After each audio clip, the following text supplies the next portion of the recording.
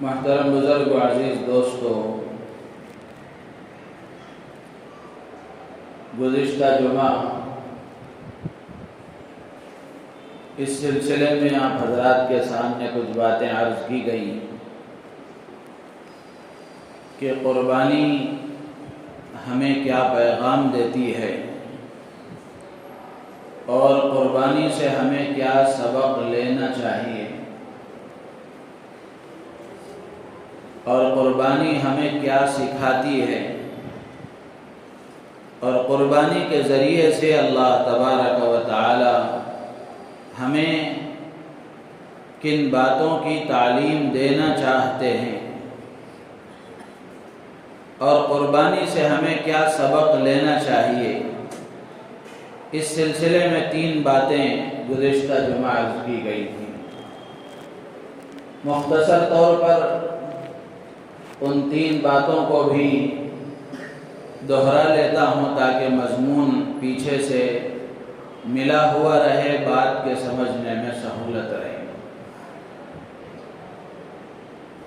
پہلی بات قربانی کے پیغام اور قربانی کے مقصد اور قربانی سے ملنے والے سبق کے طور پر یہ عرض کی گئی تھی کہ قربانی سے ہمیں یہ سکھایا جا رہا ہے اور یہ پیغام دیا جا رہا ہے کہ مسلمان اپنا ہر کام چھوٹا ہو یا بڑا صرف اور صرف اللہ کی رضا کے لیے کرے۔ اللہ کو راضی کرنے کا جذبہ، صرف اور صرف اللہ کو دکھانے کا جذبہ ہو، ریاکاری، نام و نمود اور شہرت نہ ہو۔ اخلاص کے ساتھ کیے جانے والا چھوٹا عمل بھی بڑے فائدے اپنے اندر رکھتا ہے، بڑے اثرات اپنے اندر رکھتا ہے، بڑی برکتیں وہ ساتھ لے کر آتا ہے۔ اس کے مقابلے میں دکھلاوے کے لیے، ریاکاری اور نام و نمود کے لیے، شہرت کے لیے کیا جانے والا بڑے سے بڑا عمل بھی اپنے اندر کسی قسم کی برکتیں اور کسی قسم کے فائدے اپنے اندر نہیں رکھتا، بلکہ الٹا اس کے برے اثرات زندگی پر مرتب ہوتے ہیں۔ کیونکہ دکھاوے کے لیے کوئی کام کرنا یہ گناہ ہے، تو گناہ اپنے اندر نحوست رکھتا ہے، اس کی نحوستیں آدمی کی زندگی میں آ جاتی ہیں۔ تو اس لیے پہلا سبق اور پہلا پیغام یہ ہے کہ مسلمان اپنا ہر عمل اخلاص کے ساتھ کرے، اللہ کو راضی کرنے کے جذبے کے ساتھ کرے۔ اور دوسری بات عرض کی گئی کہ قربانی کے ذریعے سے یہ پیغام ہمیں دیا گیا کہ مسلمان موحد بن کر زندگی گزارے، توحید پر استقامت کے ساتھ جمے رہے اور توحید کو اپنے اندر بسائے رکھے۔ ہمارا جینا، ہمارا مرنا صرف اور صرف اللہ کے لیے ہو، کسی اور کے لیے ہمارا کوئی کام نہ ہو۔ یہ توحید کا سبق ہمیں اپنے اندر بھی اس کو دل کی گہرائیوں میں بٹھانا ہے، رگ و ریشے میں یہ چیز داخل کرنی ہے، اور اسی کے ساتھ ساتھ اپنے آنے والی نسلوں کے اندر بھی اسلام کی اہمیت، اسلام کی محبت، اللہ کی وحدانیت اور سرکار دو عالم صلی اللہ علیہ وسلم کی رسالت اور آپ کی ختم نبوت اور عقیدہ آخرت، یہ ساری چیزیں مسلمان اپنے اندر بھی مضبوطی کے ساتھ پیدا کریں اور اپنی آنے والی نسلوں کے اندر بھی اس کو منتقل کریں۔ تو قربانی توحید کا سبق دیتی ہے۔ اور تیسری چیز عرض کی گئی قربانی کے پیغام کے طور پر کہ جس طرح قربانی کے صحیح ہونے کے لیے جانور کا صحت مند ہونا یہ ضروری ہے، کسی قسم کا اس میں کوئی عیب اور کوئی کمی نہ ہو، اسی طریقے سے اس سے اشارہ یہ ملتا ہے اور اس سے یہ پیغام دیا گیا کہ آج مسلمان اپنی جوانی کو، اپنے صحت کے زمانے کو اللہ کی عبادت میں لگائے، اللہ کو راضی کرنے والے کاموں میں لگائے۔ ایسا نہ ہو کہ جوانی کا قیمتی زمانہ آدمی اللہ کی نافرمانی میں گزار دے اور صحت کا زمانہ اللہ کی نافرمانی میں گزر جائے، بیماری کا انتظار کرتا رہے، بڑھاپے کا انتظار کرتا رہے۔ ایسا نہ ہو جس طرح صحت مند جانور اللہ کے نام پر ذبح کرنا ضروری ہے، اسی طرح اپنی صحت کا زمانہ بھی اللہ کی عبادت میں لگانا اللہ کو پسند ہے۔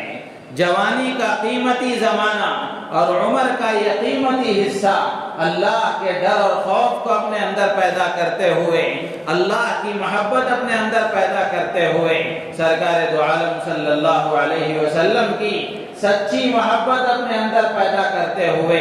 اللہ کے حکم کے مطابق گزارنا یہ اللہ کو بہت پسند ہے۔ ایسا نہ ہو کہ جوانی کی یہ طاقتیں گناہوں میں لگ جائیں، زندگی کا یہ قیمتی زمانہ اللہ کی نافرمانی میں گزر جائے اور جوان بڑھاپے کا انتظار کرے اور ہاتھ پیر کی طاقتوں کے جواب دینے کا انتظار کرے کہ جب ہاتھ پیر کی طاقتیں جواب دینے لگیں، آنکھوں کو صحیح دکھائی نہ دے، کانوں کو صحیح سنائی نہ دے، ہاتھ پیر میں صحیح طاقت نہ ہو، چلنے پھرنے کی قوت نہ ہو، ایسے وقت میں اللہ کی عبادت کریں گے، اس وقت میں اللہ کو راضی کرنے کی کوشش کریں گے؟ ایسا نہیں، بلکہ قربانی سے ہمیں یہ سبق ملتا ہے کہ اپنی صحت کا زمانہ، اپنی جوانی کا زمانہ یہ اللہ کی عبادت میں آدمی کو لگانا چاہیے۔ یہ تین باتیں گزشتہ جمعہ عرض کی گئیں۔ چوتھی بات جو اس وقت عرض کرنی ہے، جو سب سے اہم اور سب سے زیادہ ہم سب کے لیے ضروری ہے اور ہم سب کے لیے قابل عمل ہے کہ اس پر اگر ہم عمل کریں گے، اللہ کی ذات عالی سے امید ہے کہ معاشرے میں ایک انقلاب پیدا ہوگا، معاشرے میں ایک انقلاب پیدا ہوگا، ایک تبدیلی آئے گی۔ تو قربانی کے صحیح ہونے کے لیے جس طرح جانور کا بے عیب ہونا ضروری ہے، اسی طرح ہماری نجات کے لیے، جنت کو پانے کے لیے، اللہ کی رضا کو حاصل کرنے کے لیے،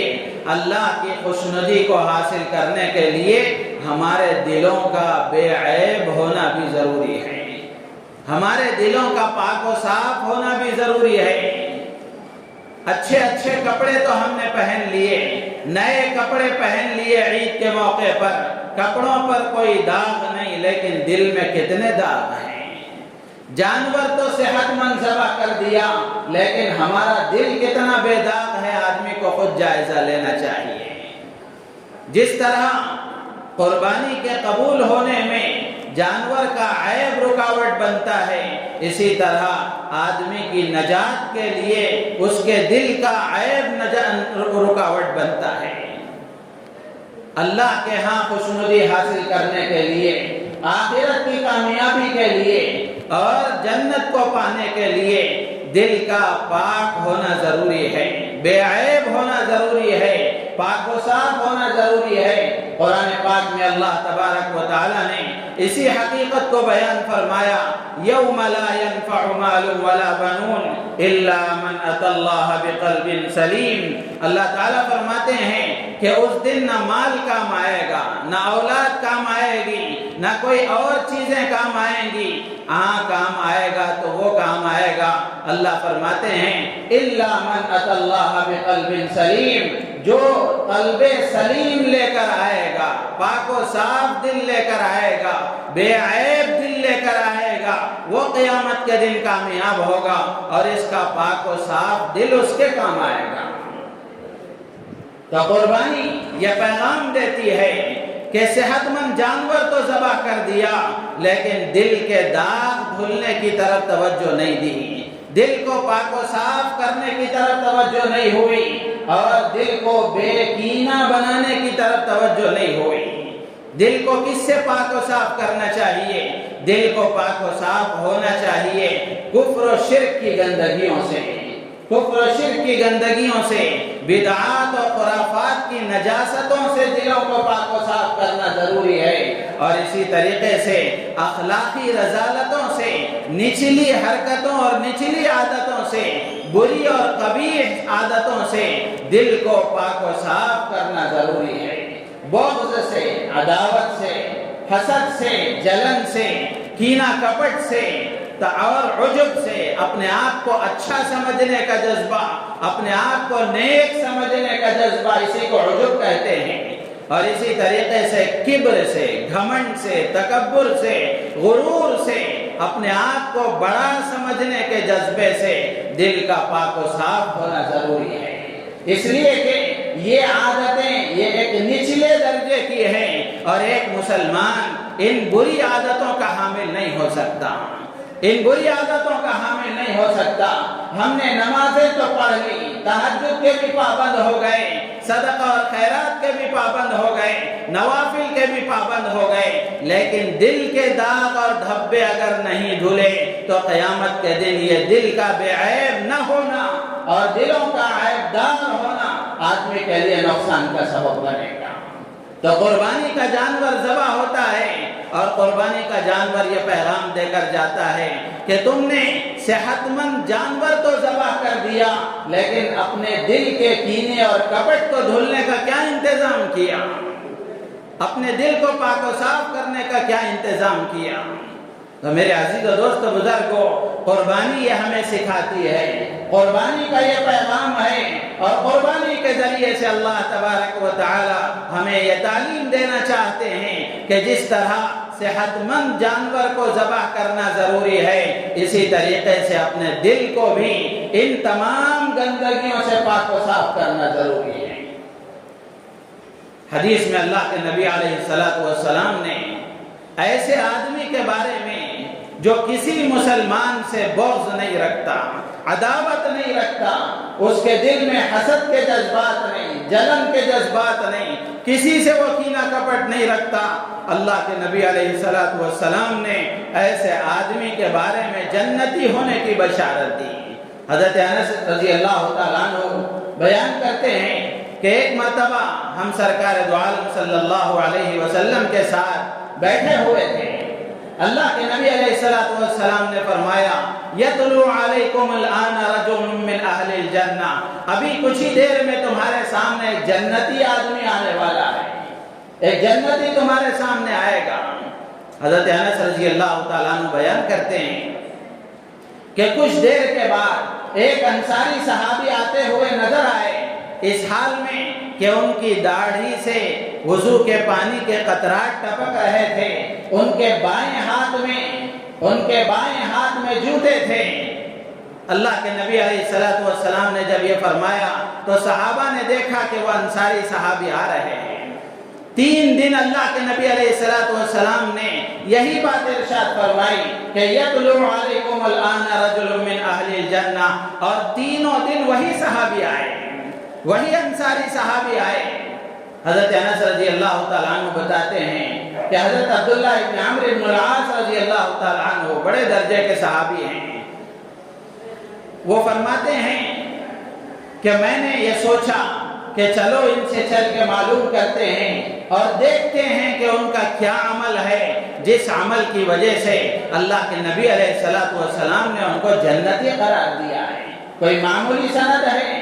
کوئی معمولی بات ہے کہ دنیا میں زمین پر اللہ کے نبی علیہ السلام نے ان کے بارے میں جنتی ہونے کی بشارت دی ہے، یہ سرٹیفکیٹ ہے اللہ کے نبی علیہ السلام کی طرف سے۔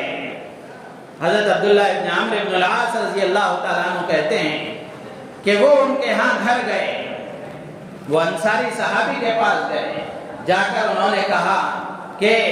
میں نے اپنے والد کے سامنے یہ قسم اٹھا لی ہے کہ 3 دن تک میں گھر نہیں آؤں گا، اگر آپ اجازت دیں تو 3 دن میں آپ کے یہاں قیام کر لوں۔ تو وہ انصاری صحابی ہمدردی، خیرخواہی، دردمندی، غمگساری، یہ سارے ایمان والوں کے اوصاف تھے، ایک دوسرے کے لیے ہمدردی کے جذبات تھے۔ حضرت وہ انصاری صحابی انہوں نے حضرت عبداللہ ابن عمرو بن العاص رضی اللہ تعالیٰ عنہ سے فرمایا کہ ٹھیک ہے تم میرے ساتھ 3 دن رہ جاؤ۔ انہوں نے قیام کی اجازت دے دی، اپنے ساتھ گھر میں ٹھہرا لیا۔ حضرت عبداللہ ابن عمرو بن العاص رضی اللہ تعالیٰ عنہ کا بیان ہے، وہ کہتے ہیں کہ میں نے دیکھا کہ وہ بھی ہماری طرح عبادتوں میں لگے ہوئے ہیں، کوئی خاص عمل نہیں ہے، وہ رات میں سوتے ہیں، پھر صبح میں فجر کی نماز کے لیے اٹھتے ہیں۔ ہاں اتنی بات ہے کہ رات میں جب ان کی آنکھ کھلتی ہے تو زبان پر اللہ کا ذکر ہوتا ہے، جب وہ اٹھتے ہیں تو اللہ کا ذکر کرتے ہیں، اور پھر رات میں سوتے ہیں، فجر کی نماز کے لیے اٹھتے ہیں۔ تہجد کا بھی کوئی ویسا خاص اہتمام ان 3 دنوں میں نے نہیں دیکھا، اور دن بھر میں بھی جو اعمال ہم کر رہے تھے وہی اعمال وہ بھی کر رہے تھے، کوئی خاص کام میں نے نہیں دیکھا۔ 3 دن گزر گئے تو میں نے دیکھا کہ خامخواہ میں نے 3 دن ان کے ساتھ گزارے، کوئی ایسا خاص کام تو ہے نہیں، لیکن اللہ کے نبی نے فرمایا تھا، اللہ کے نبی نے ان کے بارے میں جنتی ہونے کی بشارت دی تھی۔ تو حضرت عبداللہ ابن عمرو بن العاص رضی اللہ تعالیٰ عنہ نے ان سے پھر حقیقت حال بیان کی کہ میرے والد کے ساتھ کوئی جھگڑا نہیں تھا، اور میرے والد کے ساتھ کوئی ایسی بات اور ایسی قسم نہیں ہوئی تھی۔ میں نے آپ کے ساتھ 3 دن کے قیام کی اجازت اس لیے مانگی تھی کہ اللہ کے نبی علیہ السلام نے آپ کے بارے میں 3 دن فرمایا تھا کہ اب تمہارے سامنے ایک جنتی آدمی آنے والا ہے، تو میں نے دیکھا کہ 3 دن آپ ہی آئے اور آپ کے بارے میں اللہ کے نبی علیہ السلام نے جنتی ہونے کی بشارت دی تھی۔ تو میرے اندر یہ خیال ہوا کہ چل کر دیکھو کہ تمہارا کون سا ایسا عمل ہے جس عمل کی وجہ سے اللہ کے نبی نے تمہیں جنت کی بشارت دی ہے۔ تو وہ انصاری صحابی کہنے لگے، ما ہوا الا رأیتا، کہ جو عمل تم نے دیکھا ہے وہی عمل ہے، میرا کوئی خصوصی اور اسپیشل عمل نہیں ہے۔ ہاں اتنی بات ضرور ہے کہ میرے دل میں کسی مسلمان کے لیے کوئی حسد اور جلن نہیں ہے، بغض اور کینہ نہیں ہے۔ غیر انی لا اجد من احد من المسلمین غشا،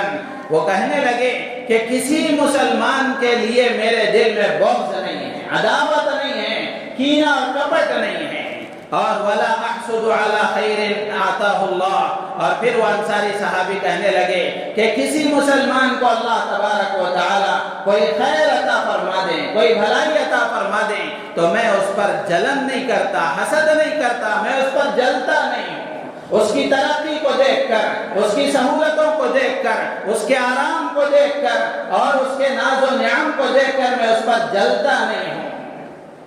حضرت عبداللہ ابن عمرو بن العاص رضی اللہ تعالیٰ عنہ فرمانے لگے، یہی وہ صفت ہے جس نے تمہیں جنتی ہونے کا حقدار بنا دیا۔ میرے عزیز و دوست و بزرگوں، دلوں کا پاک و صاف ہونا یہ انتہائی ضروری ہے، دلوں کا پاک و صاف ہونا انتہائی ضروری ہے۔ آج ہم اپنے چہرے کی صفائی کی فکر کرتے ہیں، اپنے لباس کی صفائی کی فکر کرتے ہیں، لیکن دل سارا گندا اور میلا ہے، دل سارا گندا اور میلا ہے۔ نہ جانے کس کس کے لیے ہمارے اندر بغض عداوت کے جذبات ہیں، نہ جانے کس کس سے ہمارے اندر حسد اور جلن ہے، نہ جانے ہمارے اندر کس کس کے لیے کینہ اور کپٹ کے جذبات ہیں۔ یہ جذبات ہمیں غرق کر کے رہیں گے، بھلے ہم تہجد گزار کیوں نہ ہو، بھلے ہم کتنے ظاہری دیندار کیوں نہ ہو، لیکن دل اگر پاک و صاف نہیں ہے، اللہ فرماتے ہیں کہ دل اگر پاک و صاف نہیں ہے تو قیامت کے دن کام نہیں آئے گا۔ یوم لا ينفع مال ولا بنون الا من اتى الله بقلب سلیم، جو قلب سلیم لے کر آئے گا، پاک و صاف دل لے کر آئے گا، بے عیب دل لے کر آئے گا، بے کینہ سینہ لے کر آئے گا، اللہ کے یہاں وہی کامیاب ہوگا۔ اور بے کینہ جو سینہ ہوتا ہے وہی اللہ کی رحمت کا خزینہ ہوتا ہے، اسی پر اللہ کی رحمت اترتی ہے، وہی اللہ کی تجلیات کا مرکز ہوتا ہے، اور اسی کی طرف اللہ کی نظر ہوتی ہے۔ میرے عزیز و دوست بزرگوں، صحت مند جانور تو ہم نے ذبح کر دیا، بے داغ کپڑے تو ہم نے پہن لیے، بے عیب جانور تو ہم نے ذبح کر لیا، لیکن ہمارے دل میں کتنے داغ ہیں، ان کے دھلنے کا ہم نے کیا انتظام کیا؟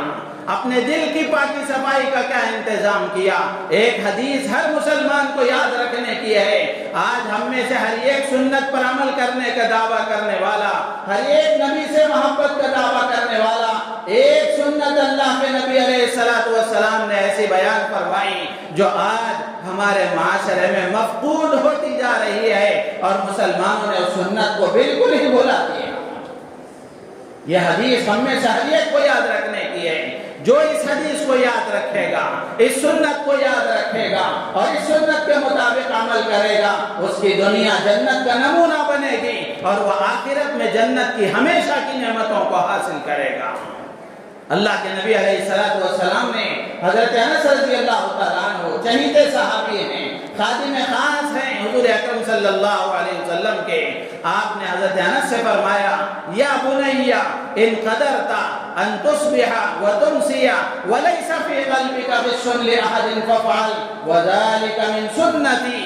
اللہ کے نبی نے فرمایا پیارے بیٹے، حضرت انس سے فرماتے ہیں کہ پیارے بیٹے اگر تم سے یہ کام ہو سکے کہ صبح و شام تم اس طرح گزار سکو کہ تمہارے دل میں کسی کے لیے کینہ اور کپٹ نہ ہو تو تم ایسا زندگی گزارو۔ اور اس کے بعد اللہ کے نبی فرماتے ہیں وَذَلِكَ مِن سُنَّتِي، یہ میری سنت میں سے ہے، یہ میری سنت ہے۔ کسی سے حسد نہ کرنا، کسی سے جلن کے جذبات اپنے اندر نہ رکھنا، اپنے سینے کو بے کینہ رکھنا، دل کو بے عیب رکھنا اللہ کے نبی علیہ السلام کی سب سے بڑی سنت ہے، سب سے بڑی سنت ہے۔ چہرے پر ہم نے داڑھی سجا لی، یقیناً بہت بڑی بات ہے۔ ہم نے سر پر ٹوپی پہن لی، امامہ باندھ لیا اور لباس سنت کے مطابق ہم نے پہن لیا، کھانا پینا ہمارے سنت کے مطابق ہو گیا، اٹھنا بیٹھنا ہمارا سنت کے مطابق ہو گیا، چلنا پھرنا سنت کے مطابق ہو گیا، سونا جاگنا سنت کے مطابق ہو گیا۔ لیکن میرے عزیز و دوست بزرگوں، ہم میں سے ہر ایک کو تنہائی میں بیٹھ کر سوچنے کی ضرورت ہے، کیا یہ سنت ہمارے اندر موجود ہے کہ دل کا پاک و صاف ہونا، دل کا بے عیب ہونا یہ اللہ کے نبی علیہ السلام کی سنت ہے۔ اس کے بعد اللہ کے نبی فرماتے ہیں فَمَنْ أَحَبَّ سُنَّتِي فَقَدْ أَحَبَّنِي، جو میری سنت سے محبت کرتا ہے وہی مجھ سے محبت کرنے والا ہے۔ عشق نبی کا دعویٰ کرنے والا، محبت نبی کا دعویٰ کرنے والا، نبی سے محبت کا دعویٰ کرنے والا دعوے دار اپنی زندگی پر غور کرے کہ کیا اس کا دل پاک و صاف ہے کہ نہیں ہے۔ اس کا دل کسی مسلمان کے لیے اپنے اندر بغض کے جذبات، عداوت اور دشمنی کے جذبات، حسد اور جلن کے جذبات، کینہ اور کپٹ کے جذبات اگر اپنے اندر رکھتا ہے تو یہ محبت کے دعوے میں جھوٹا ہے،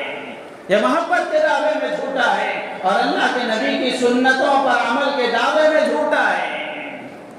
اللہ کے نبی نے فرمایا فَمَنْ أَحَبَّنِي كَانَ مَعِي بِالْجَنَّةِ، پھر آگے اللہ کے نبی فرماتے ہیں جو مجھ سے محبت رکھتا ہے یعنی میری سنتوں پر عمل کرتا ہے۔ محبت عمل کی دعوت دیتی ہے۔ محبت صرف زبانی جمع خرچ نہیں ہوتی بلکہ محبت کے کچھ تقاضے ہوتے ہیں، محبت کے کچھ تقاضے ہوتے ہیں۔ اللہ کے نبی سے محبت کا تقاضا یہ ہے کہ زندگی سنت کے مطابق ہو جائے، زندگی اللہ کے نبی کے طریقوں کے مطابق ہو جائے، زندگی اللہ کے نبی کی لائی ہوئی شریعت کے مطابق ہو جائے، تو یہ محبت کا تقاضا ہے۔ اللہ کے نبی فرماتے ہیں فَمَنْ أَحَبَّنِي كَانَ مَعِي فِي الْجَنَّةِ، جو مجھ سے محبت کرتا ہے وہ جنت میں میرے ساتھ رہے گا۔